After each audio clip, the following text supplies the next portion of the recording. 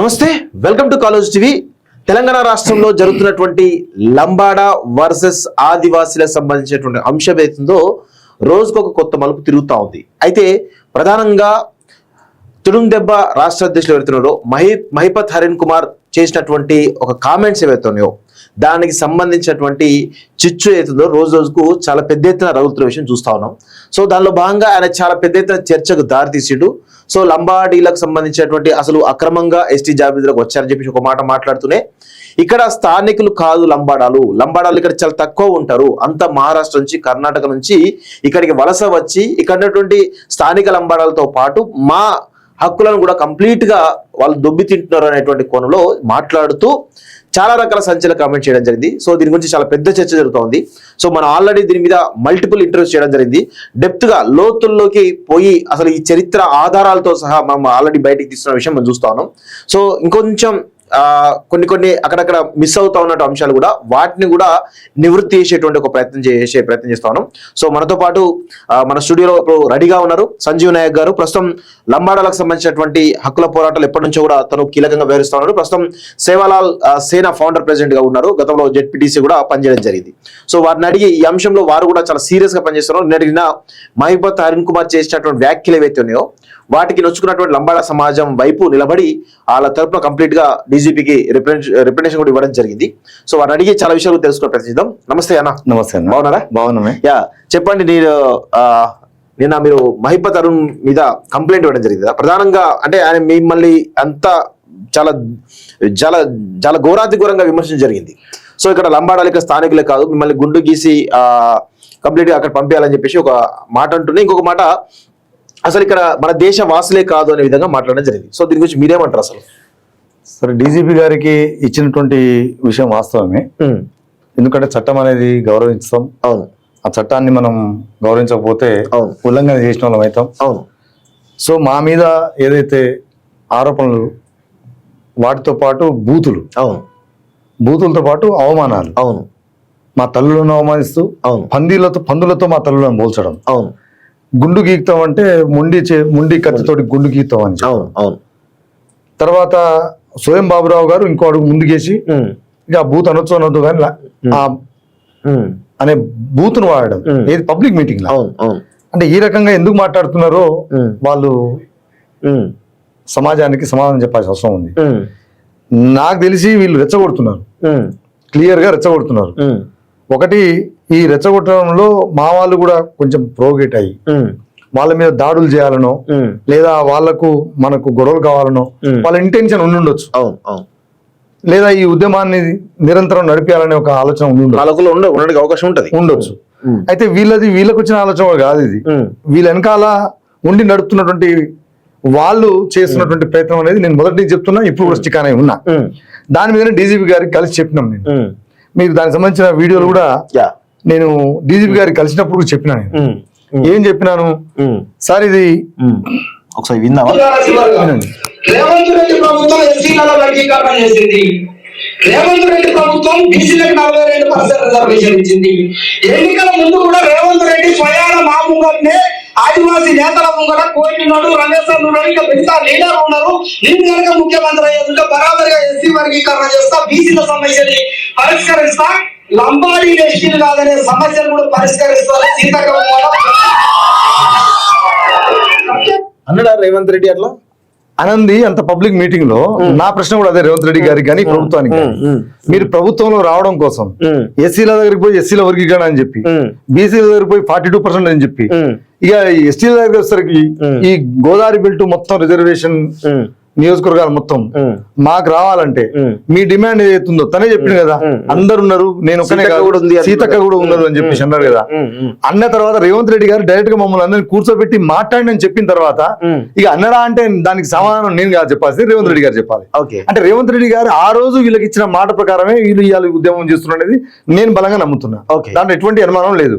లేకపోతే వీళ్ళు ఈ మాట ఇప్పుడు అందరి పబ్లిక్ సమక్షంలో తను మాట్లాడుతున్నప్పుడు ఎస్ రేవంత్ రెడ్డి చెప్పలేదు పక్కన ఉన్న వాళ్ళని చెప్పాలి కదా. వాళ్ళ పేర్లు తీసుకున్నప్పుడు సీతక్క గారిని స్పందించాలి కదా. చెప్పలేదండి, అర్థమైంది. దీని వెనకాల లంబాడీలను తీసేయాలనే మీ డిమాండ్ ను మేము పరిష్కరిస్తాం, మా బాధ్యత మాది ఆ పని నా మీద వదిలిపెట్టి ఉమ్. అంటే ఏంది ఇది అర్థం? ఉమ్. రేవంత్ రెడ్డి గారు వచ్చింది ఎవరి ఓట్లతో వచ్చిండు?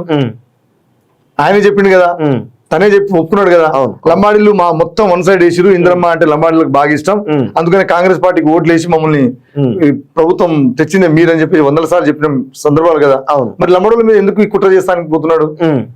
దాన్ని బట్టి అర్థమవుతుంది కదా. ఇది ఇవి అరుణ్ కుమార్ గారు చెప్పినటువంటి ఏదో స్పీచ్ ఉందో అది సాక్ష్యం, నేను కాదు. దాని మీద స్పందించాల్సింది ప్రభుత్వం. అదే మాట నిన్న డీజీపీ గారికి నేను చెప్పిన క్లియర్ గా, సార్ ఇది మంచి పద్ధతి కాదు, మేము మిమ్మల్ని గౌరవిస్తున్నాం.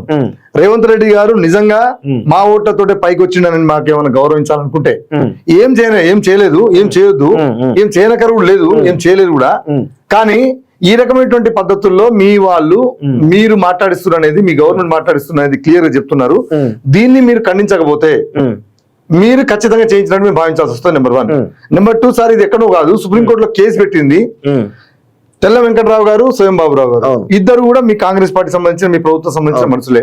అది పంచాయతీని పెంచాలనుకుంటేనేమో దాన్ని పిలిచి మాట్లాడొద్దు, వద్దు ఇది జెన్యున్ ఇష్యూ, అన్యాయంగా లంబాడీలను బలిపశు చేయడానికి, లంబాడీలను బజార్లో వేయడానికి, లంబాడీలను దొంగలుగా చిత్రీకరించడానికి మీరు ప్రోత్సహించేటట్టుంటేనేమో పిలవకరి.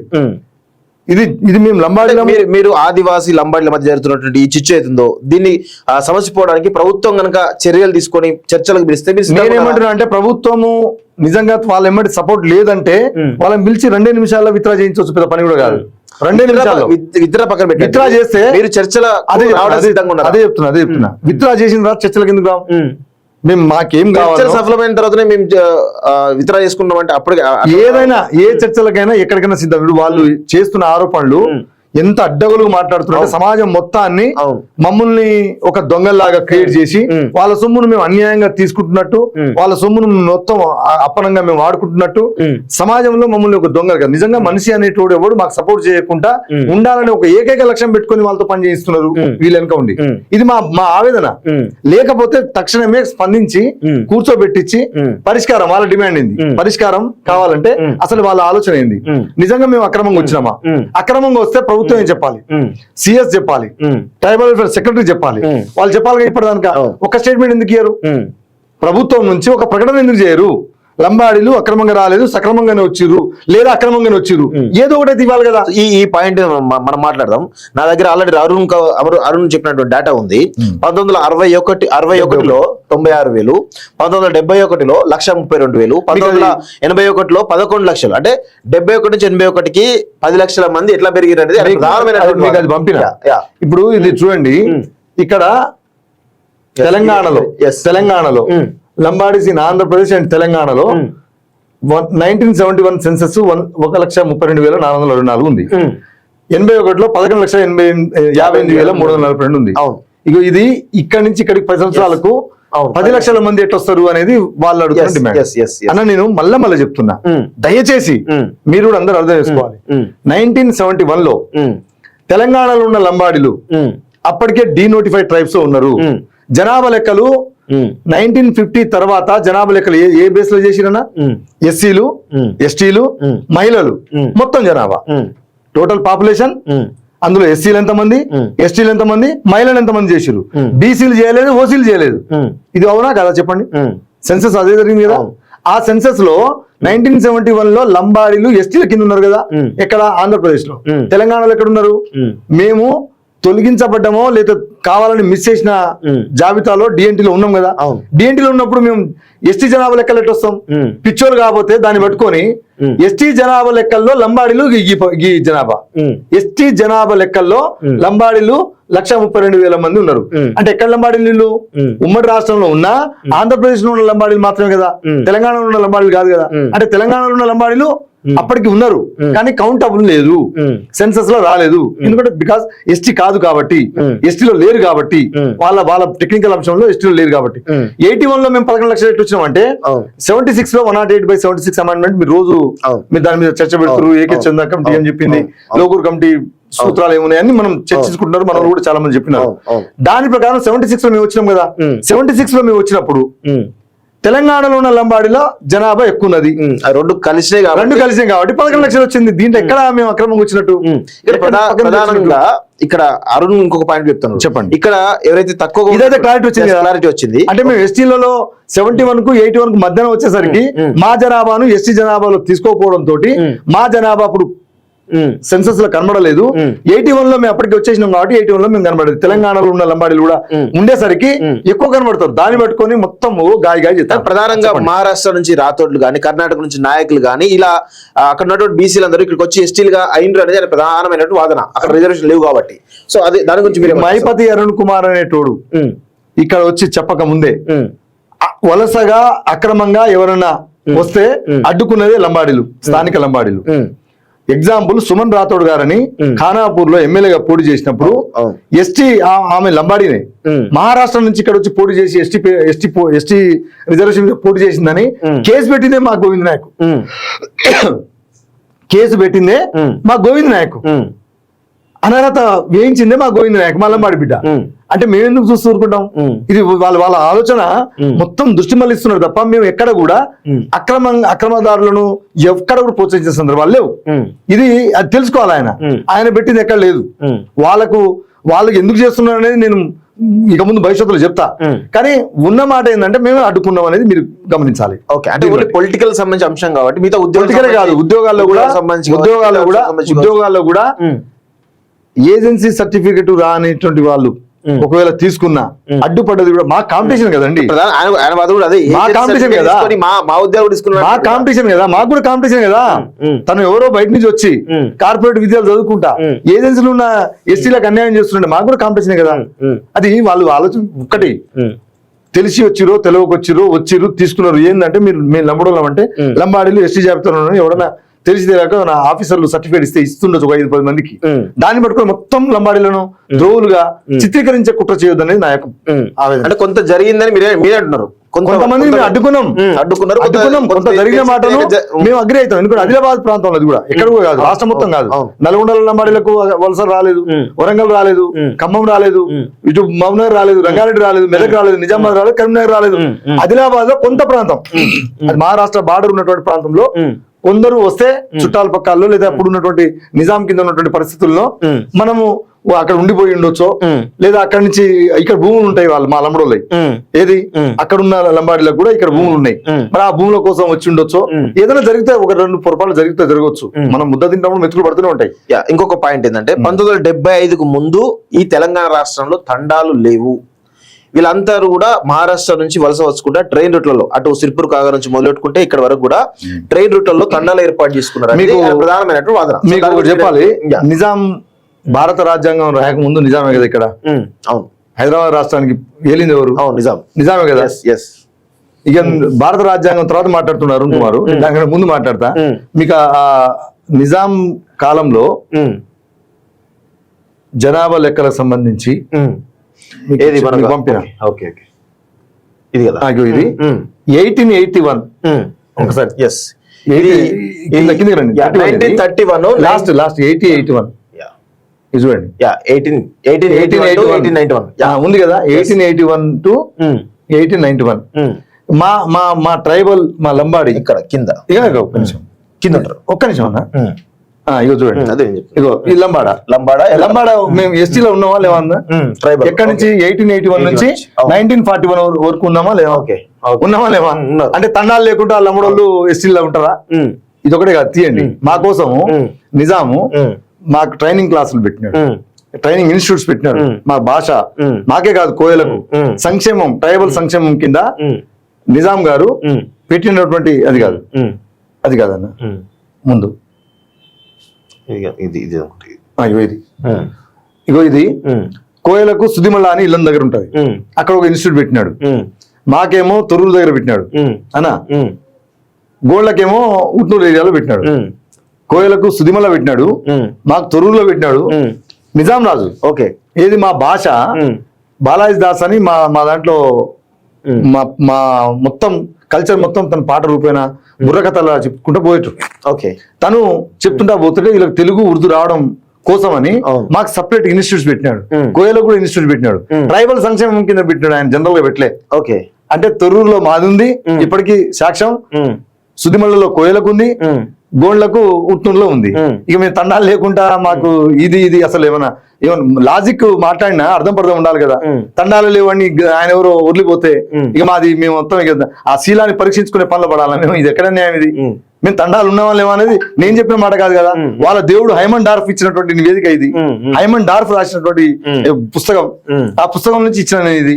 మరి ఇంకా దేవుడుగా కొలుచుకుంటారు ఆయన. ఆయన ఇచ్చిన దాంట్లో జనాభా లెక్కలు కూడా ఆయన ఇచ్చిన దాంట్లో చేసిన, ఇది కూడా మీకు అందు నుంచే ఇచ్చిన. అంటే ఇక్కడ ఏంది తండాలు ఉన్నాయి అనేది మీరు గమనించాలి. అప్పుడు జనాభా ఎంత? 1941 లో లంబాడీల జనాభా 4 lakhs ఏమో. మీకు ఇందాక చూసినాను, మీకు చూపిద్దాం అనుకున్నాను. అంటే 1941 లోనే 4 లక్షలు ఉన్నప్పుడు 1981 లో 11 లక్షలు కారా అన్న? ఇది ఎంత అశాస్త్రీయంగా మాట్లాడుతున్నారంటే, అన్సైంటిఫిక్ గా వాళ్ళ నోటికి ఏది వస్తే అది వచ్చి వాళ్ళకి వెనక ఉండి నడుపుతున్నారు. పాపం వాళ్ళు ఏంటంటే, నిజంగా చెప్తున్నా, పాపం ఉండడానికి కూడా లేదు. ఎంత తెలివిగా ఎంత మేధోశక్తితో మాట్లాడుతున్నారు వాళ్ళు.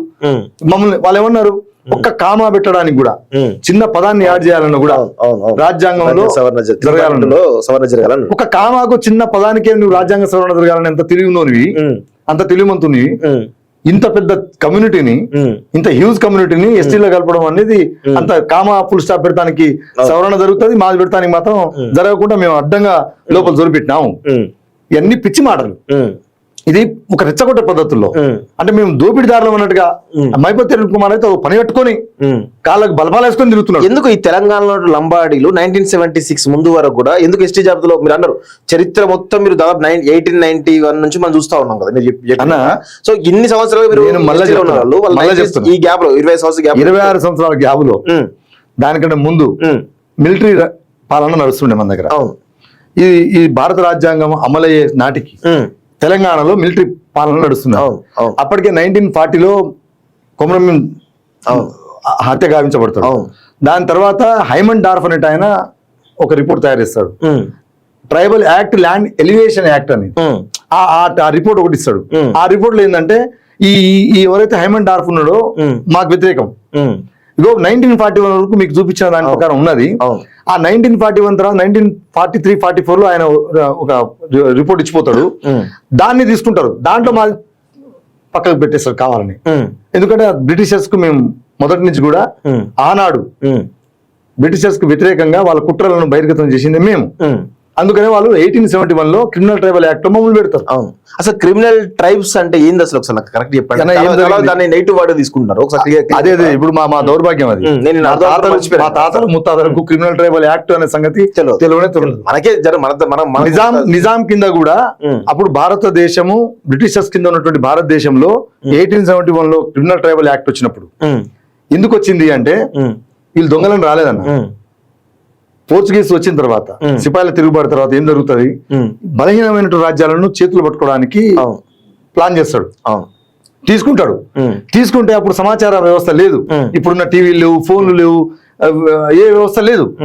అయితే భారతదేశంలో ఉన్న రాజులను అలర్ట్ చేసింది ఎవరంటే మా బంజారాలు, మా లంబాడీలు.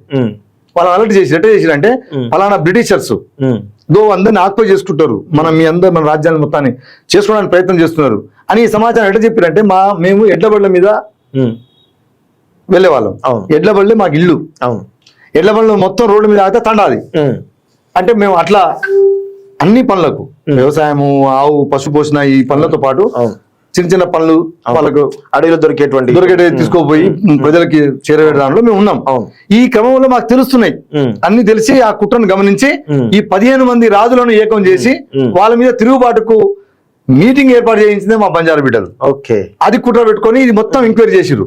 అసలు వీళ్ళకెట తెలిసింది మనం ఈ రకమైన కుట్ర చేస్తున్నది, ఈ రాజులకెట తెలిసింది, వీళ్ళు ఎందుకు ఎట్లా అలర్ట్ అయ్యారు, వీళ్ళ సమాచారం ఇచ్చిందని ఎంక్వైరీ చేస్తే అప్పుడు మా లంబాడీలు బయటపడతారు.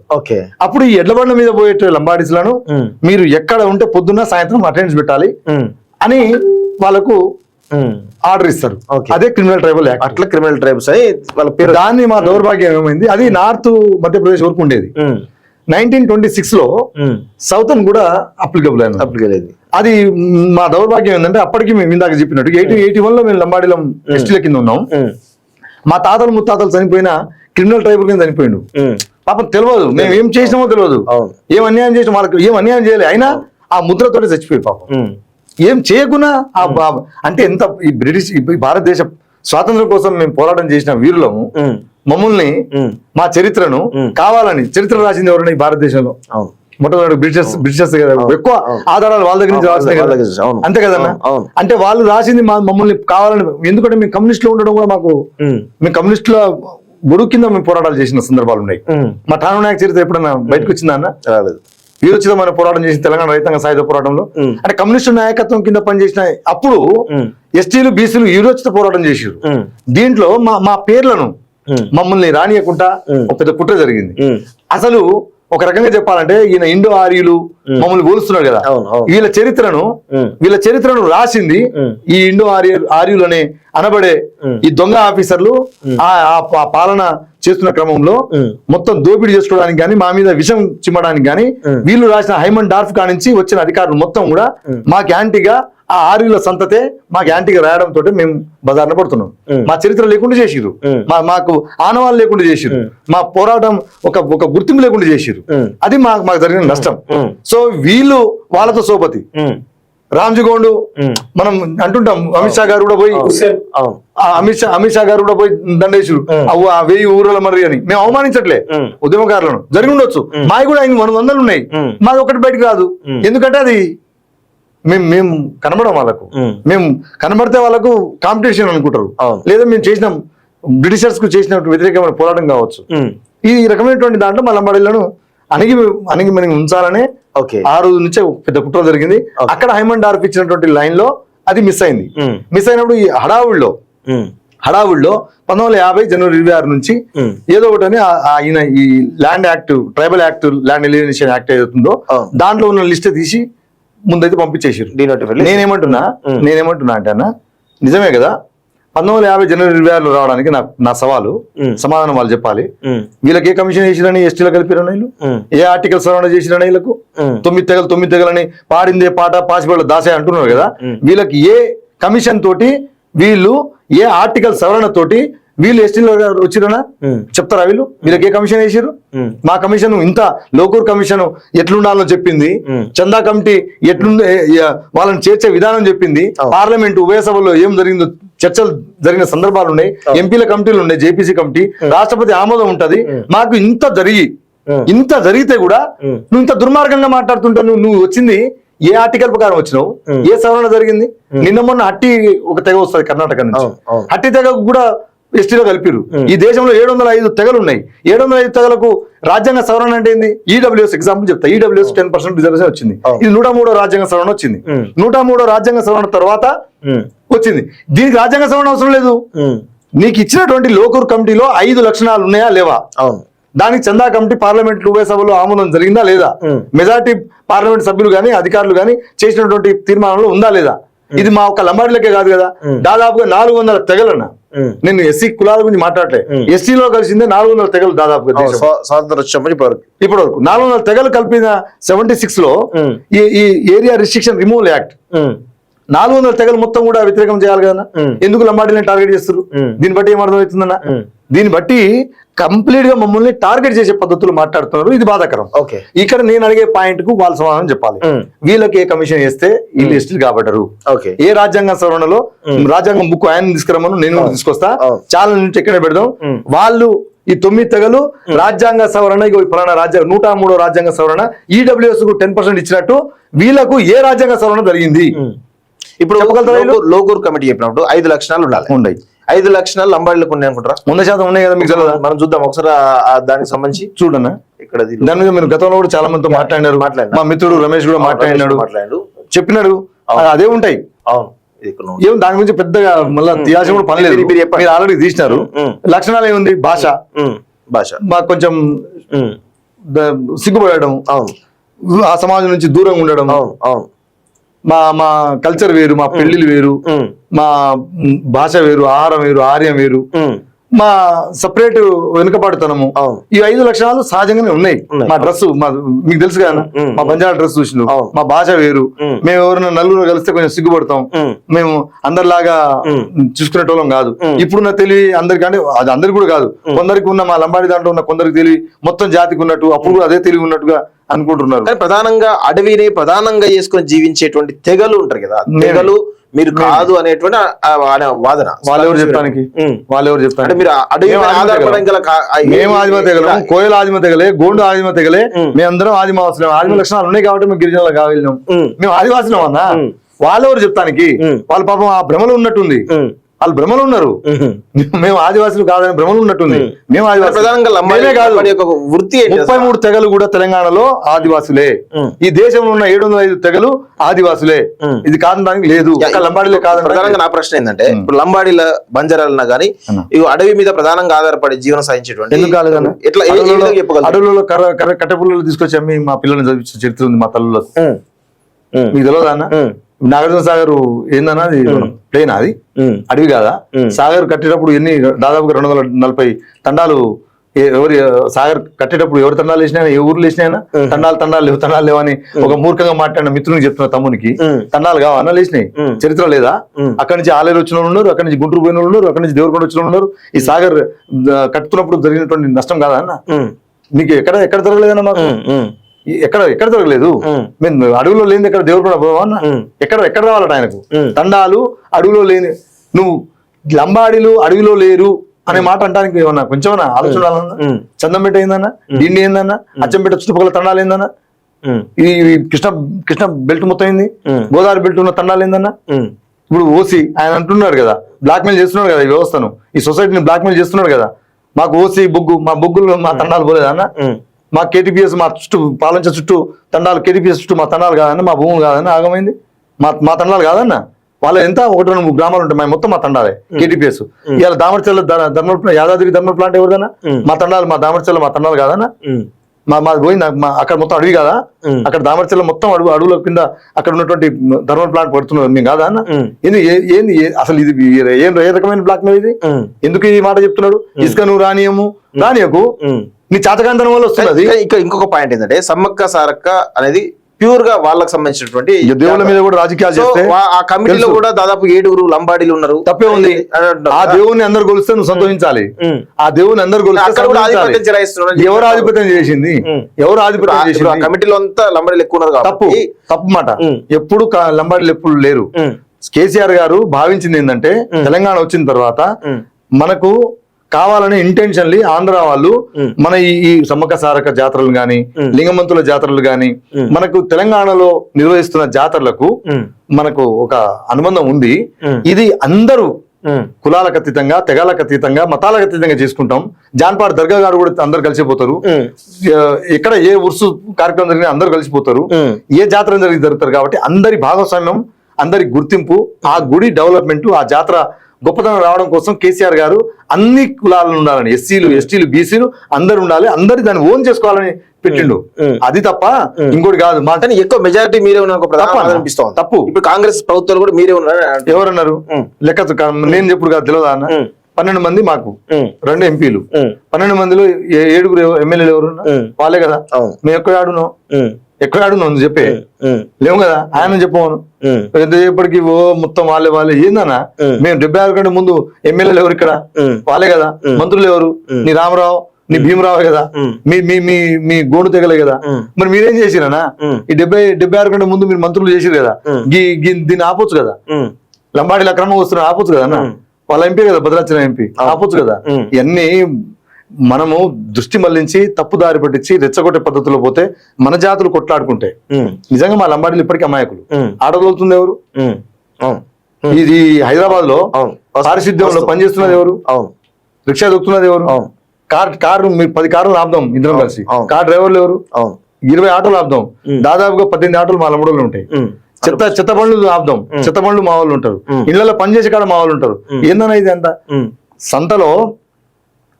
సంతలో కూరగాయలు అమ్మే, సంతలో సరుకులు అమ్మే కాడ కన్నబిడ్డ నమ్ముకున్నామన్నా. ఆ పరిస్థితికి నెట్టివేయబడ్డం జాతి. ఏం బాగుపడడం ఏడుస్తారు మా మీద. ఎందుకు ఏడుస్తారు? ఇంకొక ప్రధానమైన విషయం కూడా ఉంది. దాదాపు తెలంగాణలో ఇప్పటి వరకు 129 మంది బ్యూరోక్రాట్స్, అంటే ఐఏఎస్ కానీ, ఐపీఎస్ కానీ, ఐఆర్ఎస్ కానీ, వివిధ శాఖలు ఉన్నారు. కంప్లీట్ గా మా జాతుల నుంచి ఒకరు కూడా లేరు, కేవలం అందరూ లంబాడీలే ఉన్నారంటూ వాదన వినిపిస్తా ఉంది వాళ్ళ దగ్గర నుంచి. మీరు దాని గురించి మీరేమంటారు? నేనేమంటున్నా అంటేనా, వాళ్ళు చెప్పిన 2 పాయింట్లు. ఒకటి, సివిల్ సర్వీసుల దాంట్లో ఈ రాష్ట్రాలకు సంబంధం ఉండదు. ఇది దేశవ్యాప్తంగా ఉంటది. దేశవ్యాప్తంగా ఆ లెక్కకు వస్తే ఎస్టీలలో మీనాలు ఎక్కువ ఉన్నారు. ఐఏఎస్, ఐపీఎస్ మొత్తం కూడా మీనాలు ఎక్కువ ఉన్నారు. మరి వాళ్ళ మీద ఎందుకు లేదు ఏడుపు? మా మీద ఎందుకు ఏడుపు? ఏమన్నా రాష్ట్ర ప్రభుత్వం ఇచ్చేదా అన్న? ఇవ్వమని రాదు. ఇప్పుడు రేవంత్ రెడ్డి గారే ఆయన మాట్లాడించింది కదా, ఇచ్చేయమను వాళ్ళకు. ఇచ్చేది ఉంటే ఐఏఎస్లు ఐపీఎస్ మొత్తం వాళ్ళకి ఇచ్చేమను. నేను అడ్డం పడితే అడుగు, ఇచ్చేమన్నా తీసుకోమను. అరుణ్ కుమార్ ను సీతక్కను అందరిని కలిసి తీసుకోమను. మేము అంటాం మేడం ఇచ్చేమను. ఎందుకన్నా ఇవన్నీ ఇగో అశాస్త్రీయంగా మాట్లాడొద్దు. ఇప్పుడు మనము నిజమా కాదా? ఇప్పుడు నేను ఇందాక చెప్పిన రాజ్యాంగంలో కామాలు పెట్టడానికి కూడా సవరణ జరగాలని, లంబాడి జాతిని పెట్టడానికి ఎంత ఎంత ఎక్సర్సైజ్ జరిగి ఉండొచ్చు. సేమ్ ఐఏఎస్ కావాలంటే కూడా దానికి ఒక దశలు ఉంటది. ఫిలిమ్స్ ఉంటది, మెయిన్స్ ఉంటది, ఇంటర్వ్యూస్ ఉంటది, నీ కాంపిటీషన్ ఉంటది. మా ఆశమాషకి వస్తుందా అన్న? దేశాన్ని అత్యున్నతమైనటువంటి పోస్టులు కదా అవి ఉత్తరం ఇచ్చేస్తారా? వాళ్ళు మాట్లాడేది మనం ఏదైతే బానే ఉంది. సమాజంలో కూడా చాలా మంది జనాభా మీద ఎక్కువ ఉంది కాబట్టి ఆటోమేటిక్ అసలు మేము తక్కువ ఉన్నాం ఉద్యోగాల్లో, మేము తక్కువ ఉన్నాం లంబాడిలో. మా జనాభా దామాష ప్రకారం మేము ఉద్యోగాల్లో లేము. నా లెక్కతో సహా చెప్తా రమ్మను వాళ్ళను. ముందు భాగంలో ఎర్ క్లాస్ ఉన్నారు, రెండో భాగంలో గోల్డ్ ఉన్నారు, మూడో భాగంలో మేము ఉన్నాం. మాకంటే ఎక్కువ జనాభా లేరు ఈ తెగల్లో. మేము అట్లనే మేము బ్లాక్ మెయిల్ చేయట్లేదు. మా జనాభా తగ్గట్టుగా మా ఉద్యోగాలు లేవు. వాళ్ళే అనుభవిస్తున్నాం. మేము ఎప్పుడు మేము కాదనిలే. ఎర్ క్లాస్ నెంబర్ 1 స్థానంలో ఉన్నారు. మేము కాదనిలే. మేము వాళ్ళకి అడ్డం పడట్లేదు. వాళ్ళ టాలెంట్, వాళ్ళ చదువు, వాళ్ళ ముందుకు పోతున్నారు. సెకండ్ గోల్డ్ ఉన్నారు, తర్వాతనే మేము ఉన్నాం. మా జనాభా లెక్కలు మేము లేవు. జనాభా లెక్క ప్రకారం మేము లేవు ఉద్యోగాల్లో. ఇది వాస్తవం. అక్షర లిటరసీలో కూడా మేము వెనకనే ఉన్నాం. మా అందరూ అనుకుంటారు ఇప్పుడు ఇది నేను చెప్తే కూడా ఇది మరీ టూ మచ్ గా మాట్లాడుతున్నాను అంటారు. నీకు అనిపిస్తాయి కదా లెక్కలు. ఇంకోసారి టైం నీకు ఉంటేనేమో ఇప్పుడు చూపిస్తా, లేదా ఇంకోసారి మనం కూర్చుందాం. ఈ లెక్కలు ఈ రెండే విషయాల మీద డిస్కస్ పెడదాం. మా జనాభా దామాష ప్రకారం ఉద్యోగాల్లో ఉన్నామా లేము. ఎందుకంటే జనరల్ గా ఇప్పుడు సొసైటీలో మేము రెగ్యులర్ అన్ని రకాల 100 మందిలో 30 మంది ఒకవైపు ఉండి 70 మంది మేము ఒకవైపు ఉంటే, మా దాంట్లో 20 మంది బాగుపడ్డా, 30 మందిలో 10 మంది బాగుపడితే ఎక్కువ బాగుపడేది ఎవరు అనిపిస్తారన్నా? ఆఫ్ కోర్స్ సృష్టిలకు కళ్ళు ఏమనిపిస్తారు? కానీ 20:70కి 20 మంది రావడం రేషియో ఈక్వాలిటీ అవుతుందా? 30 మందికి 10 మంది రావడం ఈక్వాలిటీ అవుతుందా? చెప్పండి అన్న. ఇదే జరిగిందన్నా. మేము ఈ ఉద్యోగాలు చేస్తున్న వాళ్ళే కనబడడం కాదు. నేను చెప్తున్న రిక్షా కార్మికులు, ఆటో రిక్షా కార్మికులు కష్టపడి పిల్లల్ని చదివిస్తున్నారన్నా. మీరు చూస్తున్నారు కదా.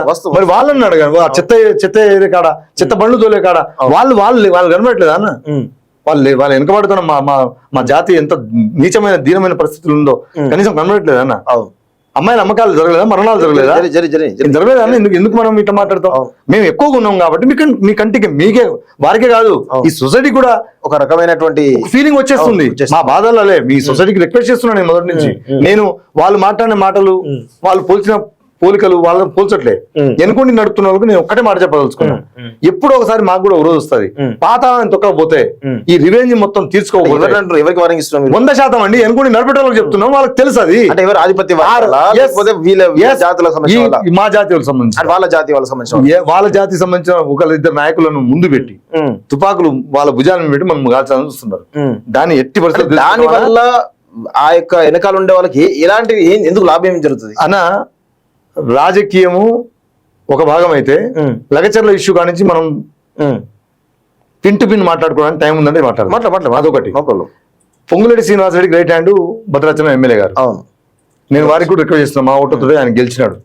ఏమనంటే మళ్ళీ వీళ్ళు ఓట్లు బ్లాక్ మెయిల్ చేసిన చెప్తారు. కానీ పొంగులేటి శ్రీనివాసరెడ్డి గారు చెప్తే తెల్ల వెంకటరావు గారు నిమిషం అక్కడ కూర్చుంటాడు. 100%.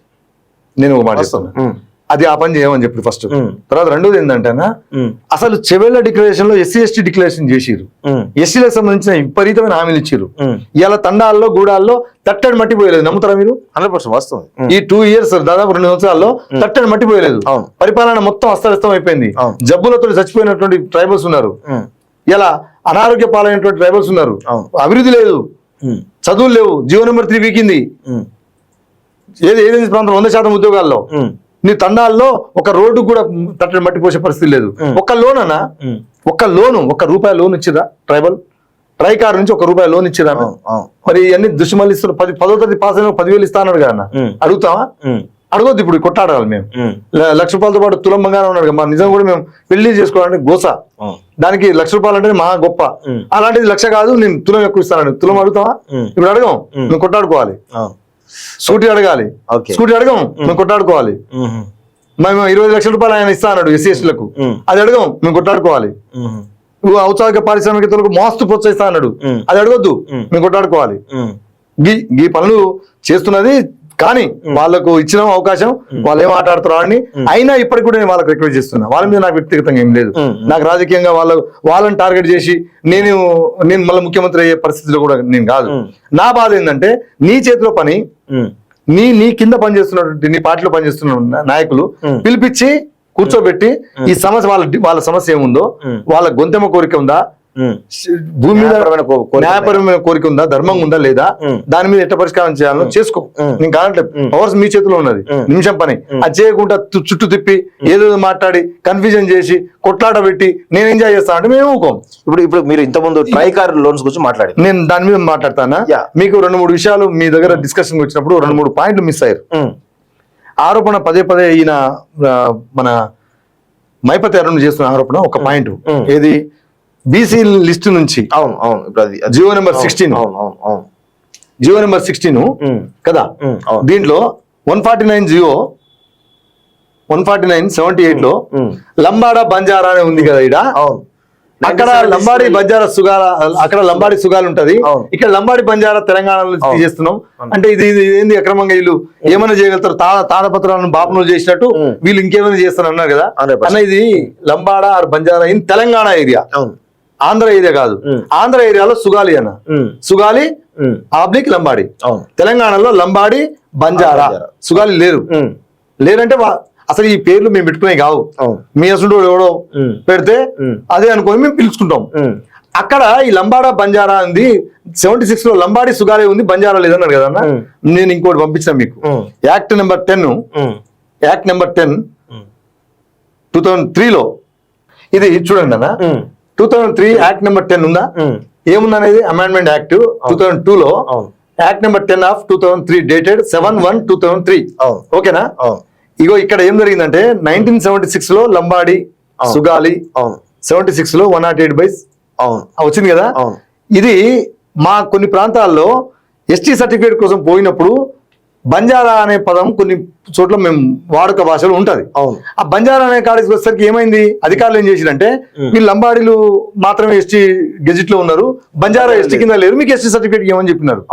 చాలా మందికి ఈ 2002 వరకు 76 నుంచి 2002 వరకు బంజారా అని తెలియక లంబాడి అని చెప్తే క్యాస్ట్ సర్టిఫికేట్ వచ్చేసేది. పాపం వాళ్ళు తెలియక అక్కడ చెప్పిన అధికారులు వీళ్ళు బంజారాలని కొంతమందికి పేర్లు పెట్టారు కదా, ఆ పేర్లు ఇదే మైండ్ లో పెట్టుకొని లంబాడి అనే పదం చెప్పకపోవడం తోటి బంజారా అనే పదంతో క్యాస్ట్ సర్టిఫికేట్ రాక 2003 కూడా చాలా మంది బంజారులు ఎస్టీలుగా సర్టిఫికేట్ తీసుకోలేదు. అప్పుడు పార్లమెంట్ లో అమెండ్మెంట్ యాక్ట్ 10 ఇది జరిగిందన్న. జరిగితే దీంట్లో పెట్టింది సుగాలి లంబాడీస్ బంజారాస్ ఈ 3 కూడా ఎస్టీ కింద అని 2003 లో కూడా బంజారాని ఇంక్లూడ్ చేస్తారన్న. అంటే బంజారా ఆయన చెప్పే కదా కామాకు పుల్ స్టాప్ కూడా పెట్టాలని, అది 2002 లో జరిగింది. అంటే ఇక ఈ బంజారా ఈ లంబాడి అనే పదము తెలంగాణలో ఈ 2 వాడుక భాషలు ఉన్నది కాబట్టి 149 జియో 16 జియో తీసింది కదా సోషల్ వెల్ఫేర్ డిపార్ట్మెంట్ నుంచి. ఆ జియోలో ఈ లంబాడా బంజారా అనేది తెలంగాణ ఏరియా నుంచి బీసీ జాబితాని తీసేసినాం అంటే దీని రిఫరెన్స్ గానే ఇప్పుడు ఇక్కడ సుగాలి తెలంగాణలో వాడుక భాషలు లేరు కాబట్టి దాన్ని చెప్పలేకపోయారు అన్న. ఓకే, పాయింట్ అర్థమైంది కదా. అర్థమైంది.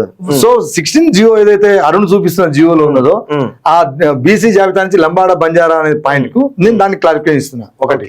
రెండోది రమేష్ గారు కూడా కొంచెం అది ఐడియా లేకుండే, దానికి నేను ఈ పాయింట్ మీద వారు కొంచెం ఐడియా లేకపోవడంతో చెప్పలేకపోయింది అనుకుంటా. సో నేను ఇది చాలా ఇంపార్టెంట్. ఇది బంజారాను మనము ఆ పదాన్ని చేర్చడం కోసం ఇది 6th షెడ్యూల్ లో చేర్చింది. ఇది 1950 లో ఇది ఇంకోటి 32 తెగలకు సంబంధించి రాష్ట్ర విభజన అప్పుడు తెలంగాణ బిల్ అవుతుంది కదన్నా. తెలంగాణ బిల్ అయినప్పుడు మళ్ళా ఇంకొక అమెండ్మెంట్ జరుగుతుంది మాకు. ఓకే, అంటే మాకు ఎన్ని ఆయుధాలు ఉన్నాయంటే 3 ఆయుధాలు ఉన్నాయి. నేను అంటున్నా ఈ 9 తెగలు లోపల చేస్తానికి ఏ కమిషన్ ఇచ్చిందో చెప్పమని చెప్పాలి. 2014 6th షెడ్యూల్ రీఆర్గనైజేషన్ యాక్ట్ 2014 లో 32 తెగలకు సంబంధించి దీంట్లో లంబాడి సుగాలి 28వ పాయింట్ సుగాలి లంబాడీస్ బంజారా ఇది కూడా మళ్ళీ 2014 కూడా అమెండ్మెంట్ జరుగుతుంది. అంటే వీళ్ళ ఉద్దేశం ఇవన్నీ తెలిసి ఏం చెప్తున్నారు, వాళ్ళ దగ్గర పట్టుకొని ఇగో ఇది లేదు అది లేదు లంబాడా బంజారా ఆర్టికల్ సవరణ జరగలేదు 340 ఆయన ఏమంటాడు చాలా జాగ్రత్తగా మొత్తం చట్టం మొత్తం చదువుకున్నాడు కదా అని చాలా మంది పాపం నమ్మేటట్టు చాలా జాగ్రత్తగా అసెంబ్లీ తీర్మానం కావాలి, గవర్నర్ దగ్గర సిఫారసు చేయాలి, కమిషన్ వేయాలి, ఫస్ట్ కమిషన్ వేయాలి. కమిషన్ ఏం కమిషన్ వేయాలి? కేసీఆర్ గారు చెల్లప కమిషన్ వేసింది కదా, దేని కైతే లంబాడాలను మన బోయ వాల్మీకులను చేర్చడం కోసం కమిషన్ వేసింది కదా, అట్లా కమిషన్ వేయాలన్నాడు. నేను ఏమంటున్నా అంటే కేసీఆర్ గారు ఇచ్చిన కమిషన్ కు ఆమోదం జరిగిందా? రాష్ట్ర ప్రభుత్వాలు కమిషన్ వేయడానికి ఉండదు.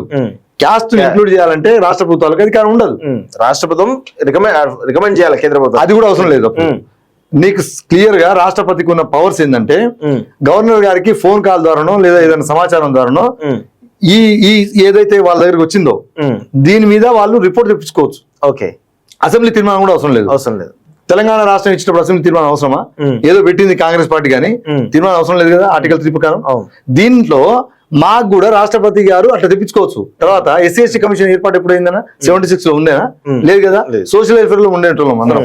మరి కమిషన్ ఎట్లా అవుతుంది? కమిషన్ 91 లో వచ్చినప్పుడు ఈ కమిషన్ ఎట్లా ఇస్తారన్నా? సో కమిషన్ వేయడానికి లేదా అవకాశం. లోకూర్ కమిటీ ఏదైతే అధికారులు చెప్పిరో లక్షణాలు అవి ఉన్నాయా లేవా? ఒకటి ఆ దాన్ని బేస్ చేసుకొని చందా కమిటీ వాళ్ళు మొత్తం తిరిగి ఇచ్చినటువంటి రిపోర్టు మీరు గతం రోజు చూపిస్తున్నారు, అది కూడా చూస్తున్నాం. దాని ప్రకారం మేము వచ్చినాం.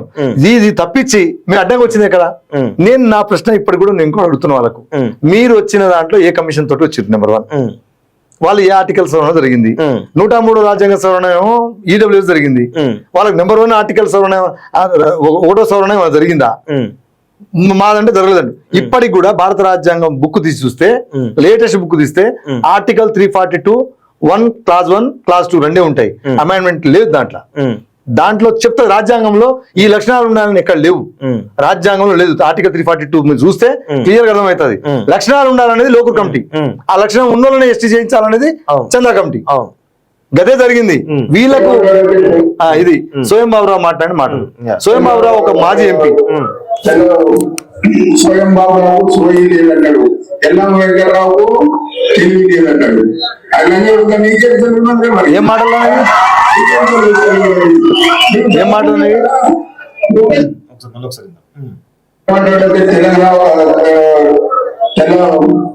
స్వయం బాబురావు సోయి లేదన్నాడు, ఎల్లం వెంకటరావు తెలివి లేదన్నాడు. అలానే ఒక నీకే మరి ఏం మాటలు ఏం మాటలు ఈ బల్బు మాటలు ఏం మాటలు ఇది రెచ్చగొట్టే మాటలు కదా. పబ్లిక్ మీటింగ్ లో అరుణ్ కుమార్ మాట్లాడిన మాటలు ఏంటి? పంది పిల్లలను కన్నడం అవన్నీ అన్నాడు. అదే అనొచ్చా? వాళ్ళ తల్లును మేము అక్కడ అగౌరవపరిచినామా? మేము ఇప్పటికి కూడా రెస్పెక్ట్ చేస్తాం కదన్నా. ఎందుకు ఇల్లు రెచ్చగొడుతున్నారు? కావాలని. కాకపోతే తర్వాత మా రాష్ట్ర అధ్యక్షుడు హుస్సేన్ నాయక్ శివనాయక్ మా జిల్లా అధ్యక్షుడు ట్రై చేస్తే కాయం రామకృష్ణ కాదు, భయపడి మీరు కిడ్నాప్ చేస్తే ఎక్కడికి పోయి చచ్చిపోయిన బతికిన పరిస్థితిలో ఉన్నాడు. మేము అట్లా ఉండే మాంసం వేసి పడేస్తాం. అంటే బెదిరిస్తున్నా ఎవరు బెదిరిస్తున్నారు? మీ సైడ్ నుంచి అలాంటి బెదిరింపులు వస్తాయి. నియోజకవర్గాల్లో మేము ఉన్నాము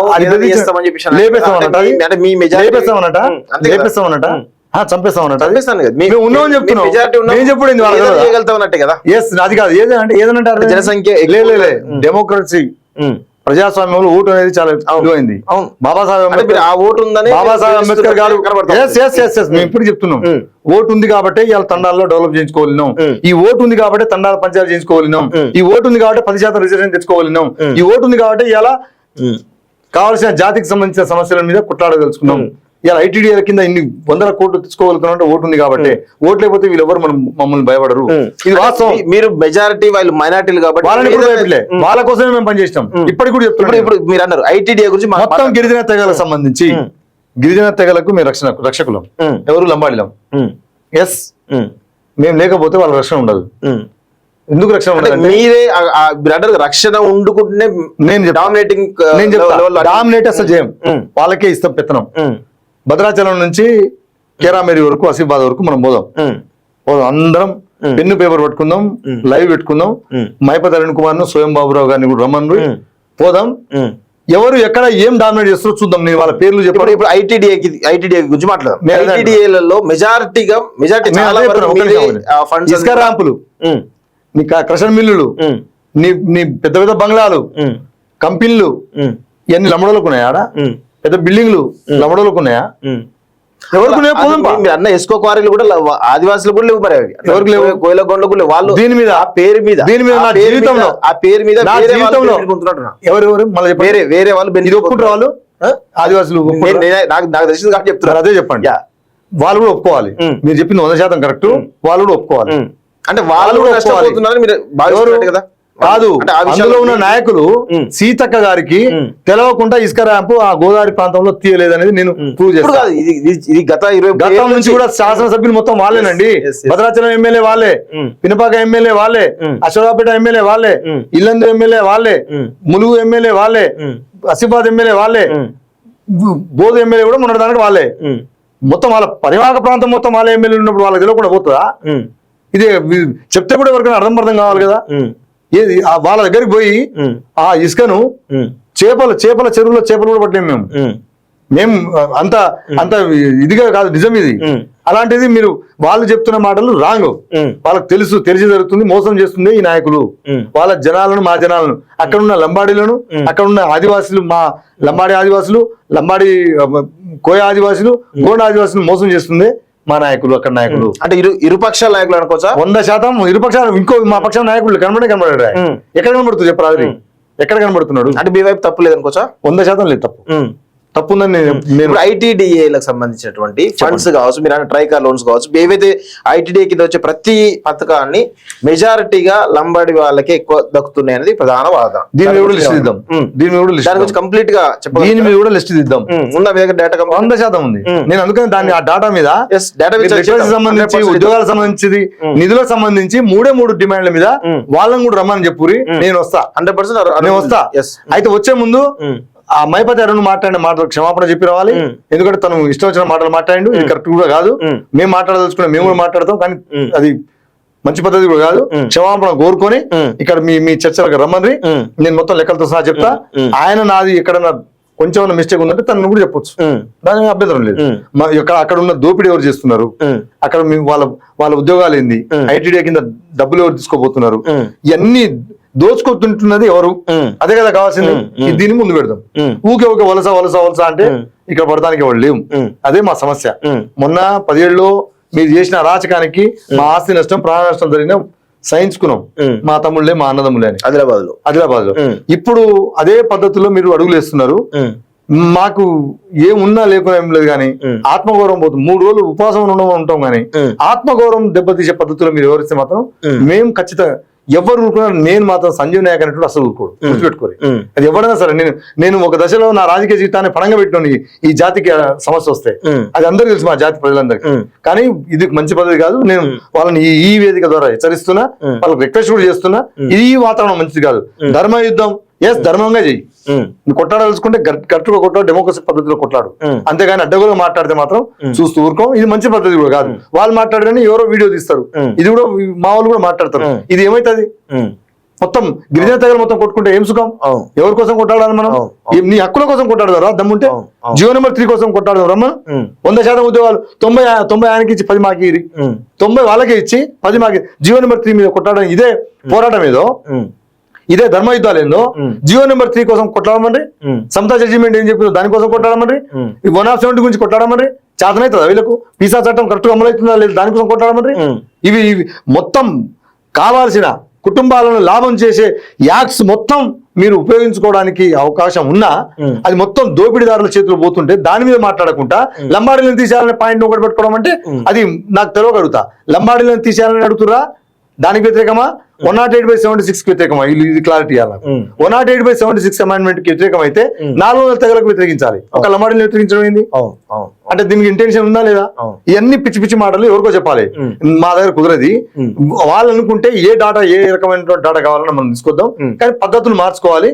వాళ్ళ వెనకాల ఉండే నాయకులు కూడా నేను హెచ్చరిస్తున్నా. మాకు ఆ మాత్రం మీరు వెనకాల ఉంటున్నా చెప్పి వాళ్ళ వ్యక్తులు ఎవరు? 100% ఇందా 10 సార్లు బాబురావు లాంటి వాళ్ళైనా, స్వయం బాబురావు గారు, మైపతి అరుణ్ కుమారు, సుంచు రామకృష్ణ, తెల్ల వెంకటరావు, స్వయం బాబురావు, వీళ్ళందరూ ఎవరి చేతులు ఉన్నారు ఇప్పుడు?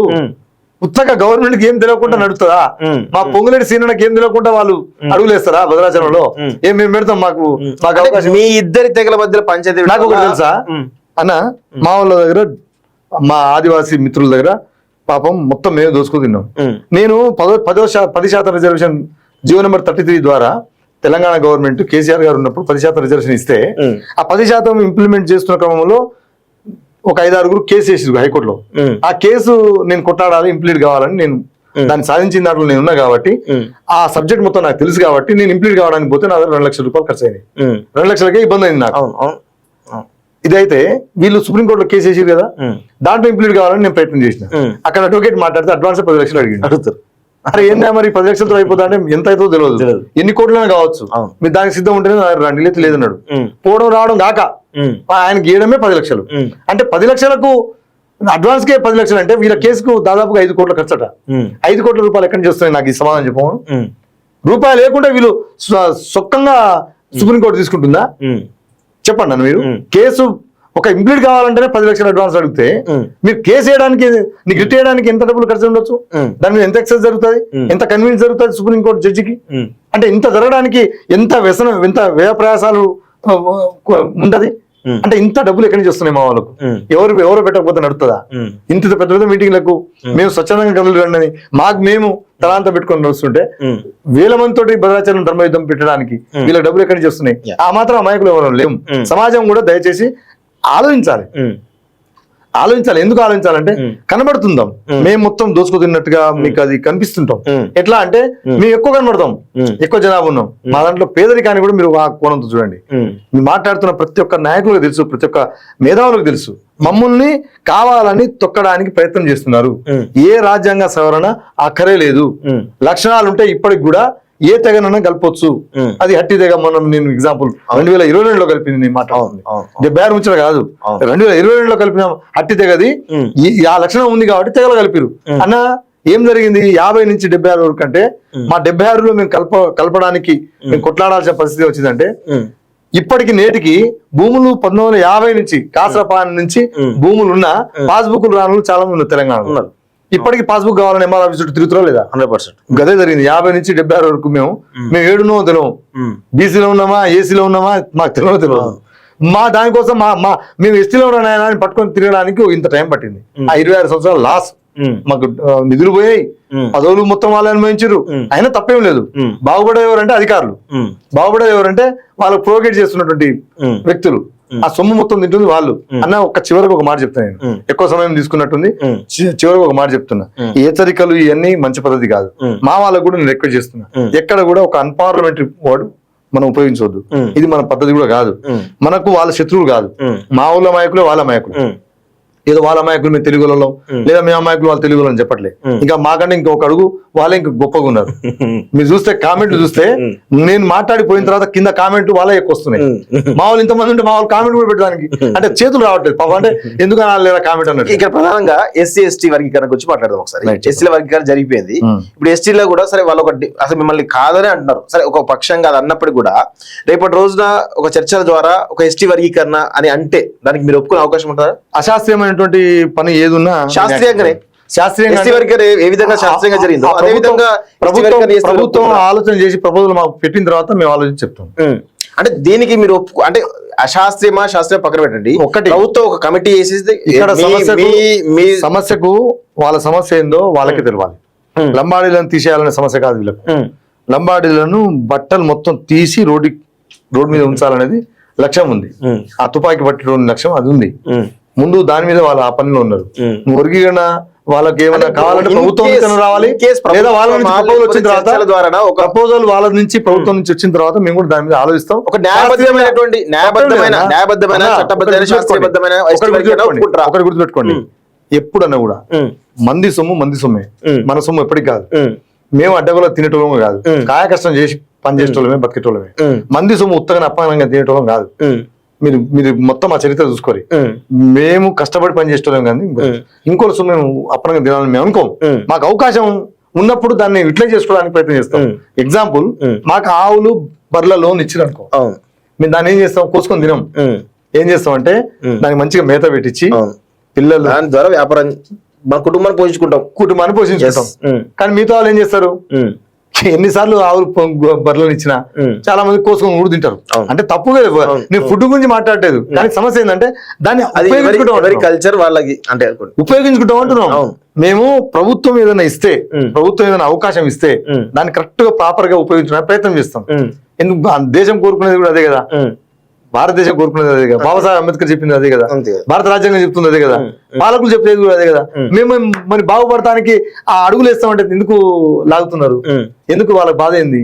బాగుపడి అని మీరు వదిలేయాలి అంటే బాగుపడిపోతామని ఎందుకు గుంజుతున్నారు? బాగుపడి అని ఏమైతుంది పోని వాళ్ళని బాగుపెట్టి వాళ్ళ మమ్మల్ని అట్టే పెట్టి వాళ్ళని బాగుపెట్టి ఇవన్నీ కాదు. చివరిగా ఒక మాట చెప్తాను. ఇప్పుడు 4 ఐటీడీఏలు ఉన్నాయి ఈ తెలంగాణ రాష్ట్రంలో. 4 ఐటీడీఏలు, 4 ఐటీడీఏల కింద ఉన్నటువంటి ఫండ్స్ దేశం నుంచి రూపాయి వస్తే రాష్ట్రం నుంచి రూపాయి ఇవ్వాలి. 10,000 కోట్లు 5,000 కోట్లు కేంద్రం నుంచి వస్తే 5,000 కోట్లు రాష్ట్రం ఎక్కడికి పోతున్నాయి అంటే ఐటీడీఏల కింద పోతాయి. ఐటీడీఏల కింద పోతాయి.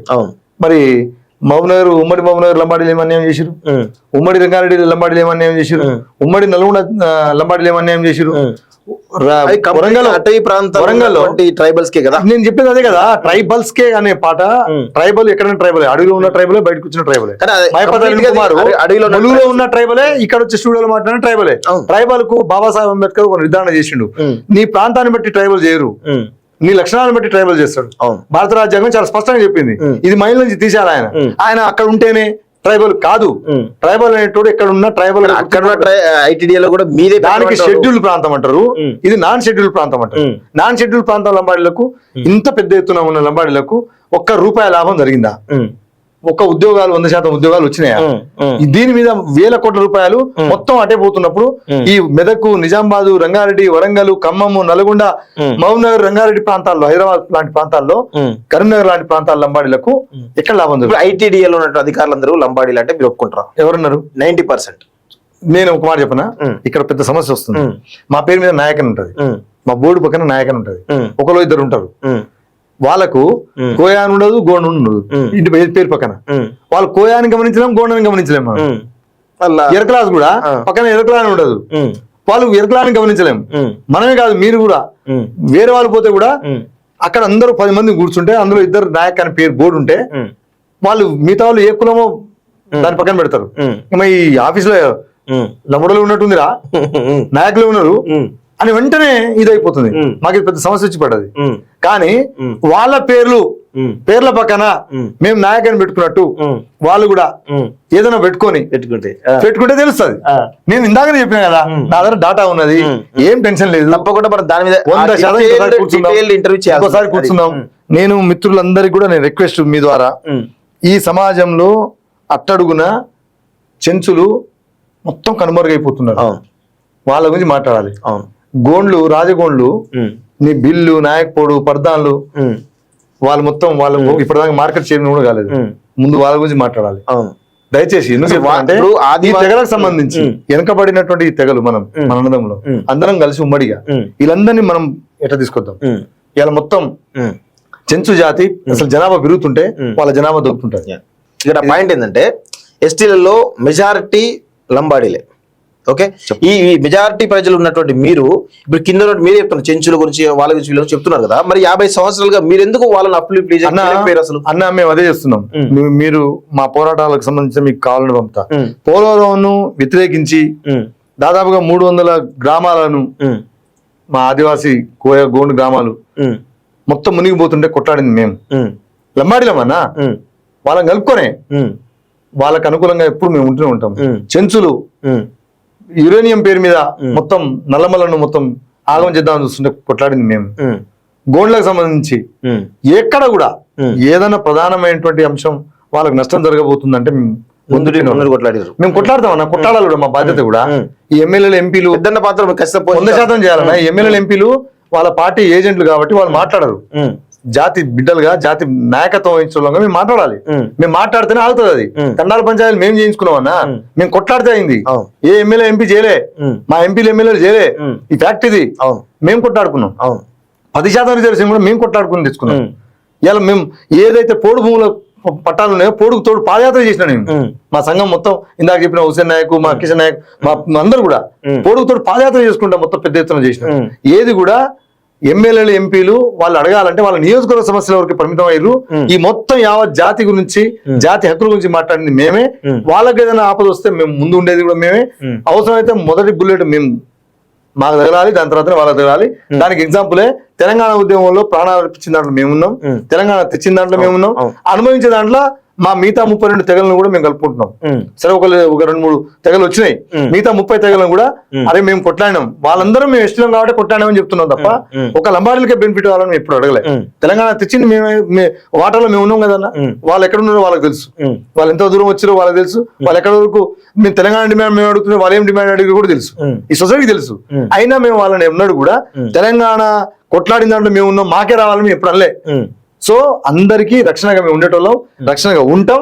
మైపతి లాంటి వాళ్ళు, స్వయం బాబురావు లాంటి వాళ్ళు 100 మంది వచ్చినా ఇది మొత్తం జాతులను చెడగొట్టడానికి, తెగల మధ్యన విద్వేషాలు రెచ్చగొట్టడానికి ప్రయత్నం చేస్తారు. చివరిగా నేను ముఖ్యమంత్రి గారికి, డీజీపీ గారికి చెప్పిన మాట మళ్ళీ మీ ద్వారా ముఖ్యమంత్రి గారికి రిక్వెస్ట్ చేస్తున్నా, పిలిపించి పెట్టినటువంటి కేసు పెట్టినటువంటి వ్యక్తులు మీ వ్యక్తులు పిలిపించి విత్డ్రా చేయించి ఈ ఘర్షణ వాతావరణాన్ని, ఆదిమ తెగల మధ్యన పంచాయతీని కాకుండా భవిష్యత్తు చూసుకోవాల్సిన బాధ్యత మీదే.